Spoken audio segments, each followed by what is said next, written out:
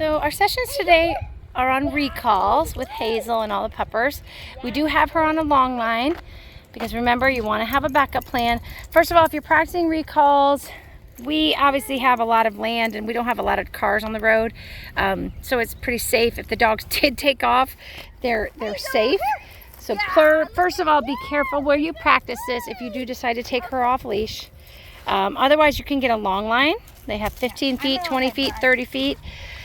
But remember, if you get any bigger than 15, it just kind of gets in the way.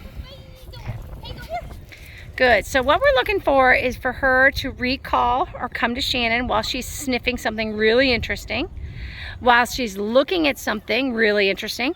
So right now, Shannon's trying to get her to pay attention to Scooby, who's on the other side of that fence.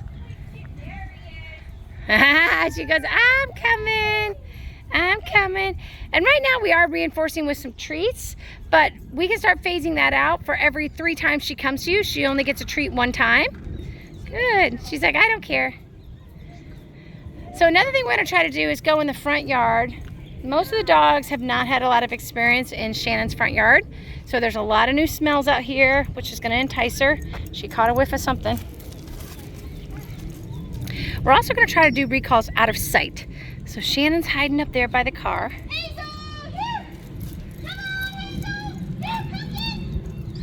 Here, come That was awesome. She's like, I hear you, which is great. This is a great game, you guys. If you can play this with your dog, it really gets them to use their eyes and their ears, and they really have to focus on finding you. So hide and seek outside is a great opportunity to work your recalls. You can do it inside as well. So we did a hidden one. Oh, now she's gonna get a stick. Beautiful. Good, and remember, she should always sit in front of you. You touch her collar, and then she shouldn't leave until you give her the release word. Good. So one more time, I'm gonna try to distract her over here. Hey, Haze. Shannon's gonna go hide somewhere. Oh, you got a good smell. Good girl, Hazel. Hi. Oh, she saw her. She saw you. Go ahead and call. She's like, Shannon's got to run faster, huh? But again, that's a great way to practice your recalls. It's fun for you. It's fun for the dogs. Just make sure it's safe. You can also tag team this. You can go back and forth from one person to another. Good girl, Haze. Yep. I know. Hi, puppy. Good girl.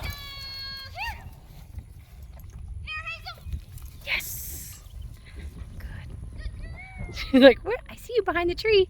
Good.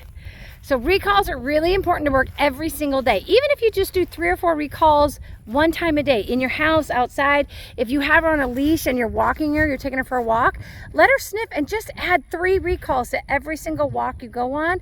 And you'd be surprised how solid their recalls stay when you become less exciting and the world is more exciting. So she has found something very interesting, and she's going to see if Shannon can do the nest. Oh, that was tough. I thought she would do that. Hazel, here! Yes. Good. So I'm not sure if you heard Shannon. She said here. She didn't come, so Shannon marked that with no, and she repeated herself again. Now, if Hazel wouldn't have come on that second word, that second recall, Shannon would have walked closer to her, and she would not have been yelling here, here, here the whole time. So I understand most people want to be, we'll do one more. Beautiful. So remember, if your dog is 30 feet away, you say here, they don't come, mark that behavior with no, repeat the command. If she still doesn't do it, go closer. So don't think because your dog didn't recall to you at 50 feet that you have failed in any way, shape, or form. 20 feet is great, 10 feet is great, 5 feet is great. Coming when called, it doesn't matter the distance. It is a success if they come to you. Don't be afraid to move up. Good job, bud.